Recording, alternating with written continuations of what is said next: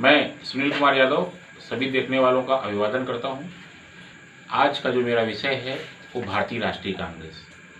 भारतीय राष्ट्रीय कांग्रेस की वह कौन सी परिस्थितियां थीं कि भारत में राष्ट्रीय कांग्रेस की स्थापना की गई और वो भी एक अंग्रेज के द्वारा। दोस्तों, जैसा कि आप सभी जानते हैं कि भारत में अंग्रेजों का शासन था और उनके शासन के खिलाफ 1857 में एक आंदोलन हुआ जिसको कई इतिहासकार स्वतंत्रता का प्रथम आंदोलन मानते हैं। कुछ लोग सामंतों का विद्रोह मानते हैं, कुछ विद्रोह जो है उसको जो सामंतवादी व्यवस्था है, जमींदारी व्यवस्था है, उसके खिलाफ विद्रोह मानते हैं। लेकिन चूँकि हम सब भारतीय हैं इसलिए हम इसको मानते हैं कि ये भारत का प्रथम स्वतंत्रता संग्राम था।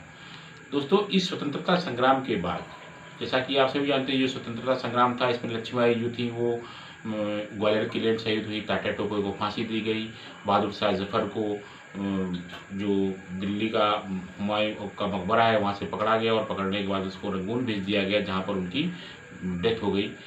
लेकिन इसके बाद बहुत सारे ऐसे लोग थे जो इस आंदोलन के प्रणेता थे और इस आंदोलन को चला रहे थे, वो सभी भूमिगत हो गए या कहीं दूसरी जगहों पर चले गए और वो अंग्रेज़ों की नज़र से बच गए।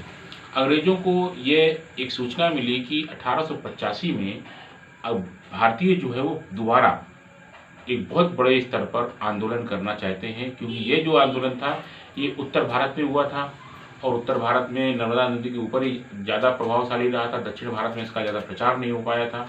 तो इस आंदोलन को रोकने के लिए दोबारा जो आंदोलन था ये सूचना अंग्रेजों को मिल रही थी कि नेपाल में सारे जो है बेगम हजरत महल, वर्गीस कादिर और कुंवर सिंह ये जो सब भाग के गए थे, अमीनुल्लाह खां बरेली के जो भी बचे हुए थे सब ये संगठित होकर दोबारा आंदोलन करने की रणनीति अपना रहे थे।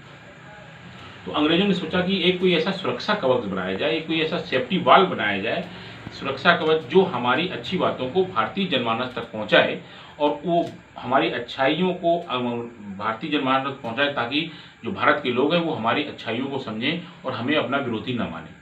इसके सिलसिले में उन्होंने एक जो अंग्रेज था ए ह्यूम, जो उत्तर प्रदेश में इटावा का गवर्नर था, उसको उन्होंने हायर किया और उसको कहा कि आप भारतीय स्थितियों का आकलन करें, क्योंकि उत्तर प्रदेश उस समय एक बहुत बड़ा सूबा था और संयुक्त प्रांत के नाम से जाना जाता था, बहुत बड़ा क्षेत्र था। तो उन्होंने यहीं के गवर्नर ए ह्यूम को कहा कि आप एक सुरक्षा कवच बनाइए और इसके तहत उसने पूरे भारत का भ्रमण किया और 28 दिसंबर 1885 को भारतीय राष्ट्रीय कांग्रेस की स्थापना की गई। दोस्तों, इसमें एक क्वेश्चन आया था जब मैंने टीजीटी का एग्ज़ाम दिया था, उसमें एक मेरे में क्वेश्चन था कि भारतीय राष्ट्रीय कांग्रेस की स्थापना कहाँ पर की गई थी। तो ये बहुत इंपॉर्टेंट क्वेश्चन है, बहुत कम लोग समझते हैं। तो भारतीय राष्ट्रीय कांग्रेस की स्थापना जो की गई थी वो बम्बई में तेजपाल गोकुलदास संस्कृत विद्यालय जिमखाना ग्राउंड के पास इसकी स्थापना की गई थी। प्रारंभिक सदस्यों में 72 लोग जो थे इस कांग्रेस के सदस्य थे और जो इसके पहले अध्यक्ष थे वो WC बनर्जी थे, वेंकुश चंद्र बनर्जी। दूसरे अध्यक्ष जो थे वो बदरुद्दीन तैयब जी थे। तीसरे अध्यक्ष जो थे दादा भाई नौरोजी थे और चौथे अध्यक्ष जो थे वह जॉर्ज यूल थे, जो चौथे अध्यक्ष थे। कांग्रेस के जो प्रारंभिक सदस्य थे वो सब उदारवादी थे, जिसमें दादा भाई नौरोजी हो गए, फिरोज शाह मेहता हो गए, जॉर्ज यूल हो गए, बदरुद्दीन तैयब जी हो गए।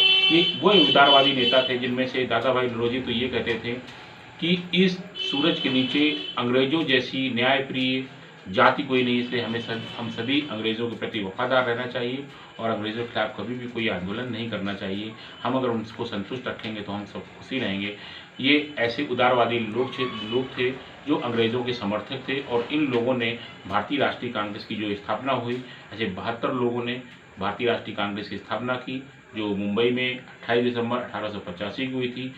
राष्ट्रीय कांग्रेस जो बनी, ये इसके अगर हम इसका अध्ययन करें तो आज़ादी के पहले का भारतीय राष्ट्रीय कांग्रेस और आज़ादी के बाद का भारतीय राष्ट्रीय कांग्रेस।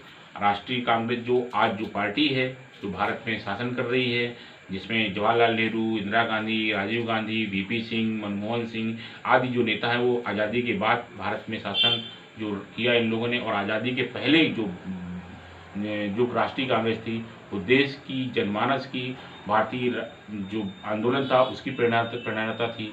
दोस्तों, ये थी भारतीय राष्ट्रीय कांग्रेस की स्थापना कैसे हुई, क्यों की गई, क्या कारण थे, जिसके संदर्भ में आज का मेरा वीडियो था। जय हिंद, वंदे मातरम।